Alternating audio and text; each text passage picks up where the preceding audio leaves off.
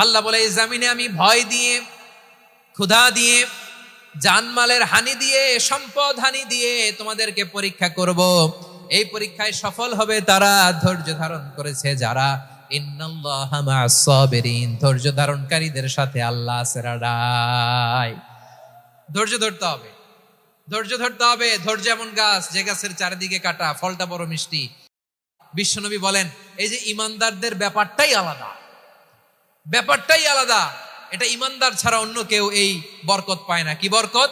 Fine আসাবাতহু সাররাউ শাকারা। ইমানদাররা ভালো অবস্থায় থাকলে শুকরিয়া করে, এটা তার জন্য ভালো। শুকরিয়া করলে সওয়াব আছে না নাই?